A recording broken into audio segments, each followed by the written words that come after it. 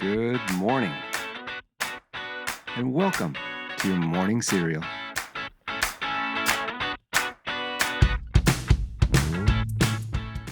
Okay, good morning, and welcome to Friday. And believe it or not, we've already made it through January of 2025. But good news, January is not over with yet. There's lots we can still accomplish this month, and lots we can still celebrate today, because today has an awful lot of national days of something or other. Here are my favorites, and pick whichever one works best for you. You do you. It's National Backwards Day. Crisscross in the 90s, they'll appreciate that. It's National Gorilla Suit Day. Somewhere, someone will appreciate that, perhaps on Fremont Street in Las Vegas.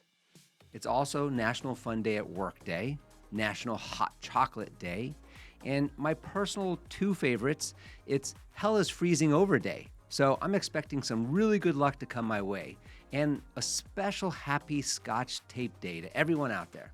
Hope you get to spend it with someone special. Okay, to today's quotes. One fun, nostalgic quote, and then a second quote to tease our book review later in the episode. Hopefully, one of these quotes will speak to you and kickstart your day in a positive direction. Okay, the first quote is from Dolly Parton. And again, someone that has an awful lot of really simple but really good quotes, and it was really difficult to actually choose which one to use. Also, I might add, Dolly seems like a really incredible woman from the interviews that I've seen with her. Okay, Dolly said this, "The way I see it, if you want the rainbow, you gotta put up with the rain." And I'm gonna throw in a second one because she's got so many good ones. Her second one is, quote, "If you see someone without a smile today, give him yours," end quote. I can just hear her saying those in her little southern accent. All right, today's teaser quotes from the book review is, "Talking in terms of the other person's interests pay off for both parties."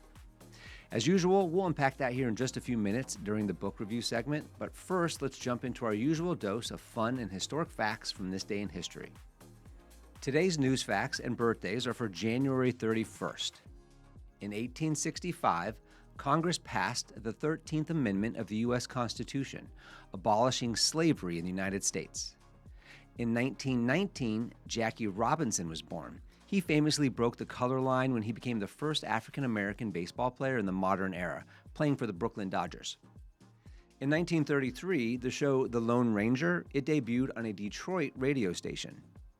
In 1943, German field marshals surrendered to the Soviet troops at Stalingrad.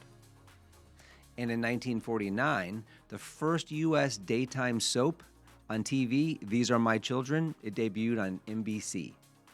In 1950, U.S. President Harry Truman, he publicly announced support for the development of the hydrogen bomb. Then in 1958, Explorer 1 was the first space satellite orbited by the United States, marking the U.S.'s entry into the space race. Just 3 years later, in 1961, Ham, the chimp, he traveled into outer space. The chimpanzee survived the U.S. Mercury program test flights with just a bruised nose. And just another 10 years later, in 1971, on this date, Apollo 14 departed for the moon. That would be the U.S.'s third trip to walk on the moon and return home. And finally, in 1990, the first McDonald's opened up in the Soviet Union. And happy birthday, if today is your birthday. You share a birthday with Justin Timberlake, Jimmy Fallon's BFF, he's 44, and Hall of Fame baseball pitcher Nolan Ryan, he's 78. And the number one song on this date, back in 1986, was That's What Friends Are For by Dionne Warwick and Friends, with the friends being Elton John, Gladys Knight, and Stevie Wonder. The song was a remake of the original 1975 song by the Stylistics, and it was a charity single by Warwick for AIDS research and prevention. The song went on to win 2 Grammys, including the Song of the Year, and it raised more than $3 million for the cause. And the number one movie on this date in 1981 was 9 to 5. The movie starred Dolly Parton, Lily Tomlin, and Jane Fonda, and it was about 3 secretaries who decided to get revenge on their tyrannical, sexist boss by abducting him and then running the business themselves. The movie was Dolly Parton's debut movie, and she famously memorized the entire script for all the characters because she didn't know better. Dolly only agreed to star in the film if she could write the theme song 9 to 5, for which she earned an Oscar nomination for the Best Original Song. All right, let's move on to some personal growth in the book review segment of Morning Serial. This is where we take a few moments to reflect on lessons learned from the current book we're reading. Currently, we're reading through Dale Carnegie's How to Win Friends and Influence People. As you know, it's a timeless book that is consistently on all the must-read lists, and it's packed with rock-solid advice and actions for us all to use and build healthy foundational concepts to live by.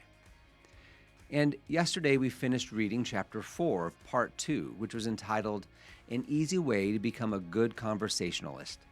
And we learned Carnegie's principle number 4 is be a good listener. Encourage others to talk about themselves. Now, Part 2 of How to Win Friends and Influence People is titled 6 Ways to Make People Like You. And we've now learned Carnegie's first 4 principles, which were number 1, become genuinely interested in other people. Number 2, smile. Number 3, remember that a person's name is to that person the sweetest and most important sound in any language. And number 4, be a good listener. Encourage others to talk about themselves. And today we start, and believe it or not, we're going to finish Chapter 5 of Part 2, which is entitled How to Interest People. And Carnegie dives right in with a short quip about Theodore Roosevelt and how guests of his were always astonished at the range and diversity of his knowledge.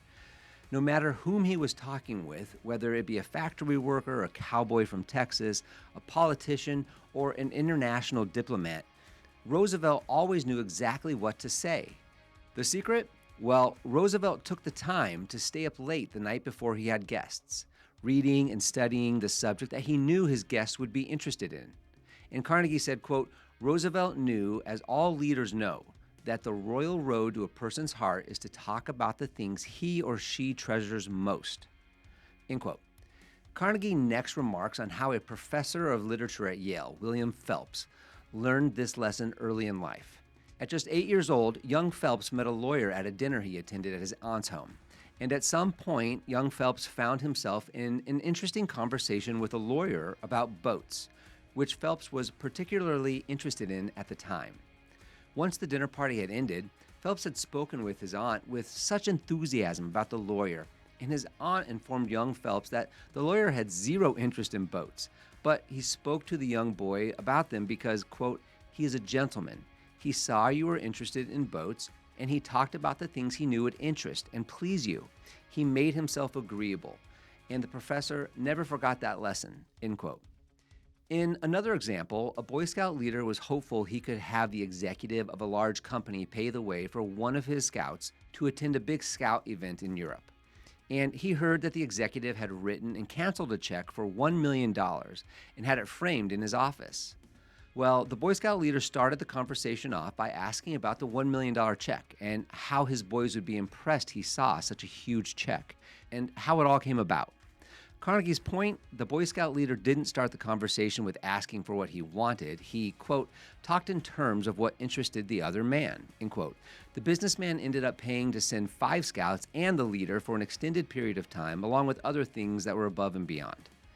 Carnegie continues with a story about a salesman that struggled to make a sale over a long period to a business until the day he found out what the manager was really interested in. When leading with the subject the manager was passionate about, the salesman opened up a whole new world of opportunity and created a relationship. Similarly, a man seeking a job and an interview with a company owner that was mostly inaccessible, the man found out what interested the owner's secretary, the woman who was dedicated to sternly protecting the owner's time, etc., and he was able to land an interview. Carnegie closes this relatively short chapter by saying, quote, talking in terms of the other person's interest pay off for both parties, end quote, and adds that there is a reward there, that one can receive, quote, a different reward from each person, and that in general, the reward is an enlargement of your life each time you speak with someone. Here it is. In a chapter entitled How to Interest People, Carnegie's principle number 5 is talk in terms of the other person's interests. Well, not only did you make it to Friday, and congrats on that, but if you joined us every day this week, you finished 3 chapters and learned 3 new principles of Carnegie's 6 ways to make people like you.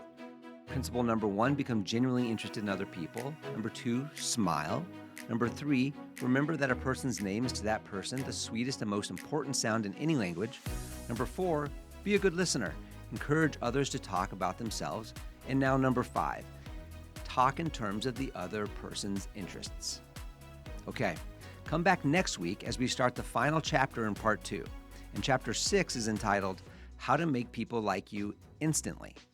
As if that's just not a natural thing for all of us. Have a great weekend. Use some of these principles Carnegie is giving us.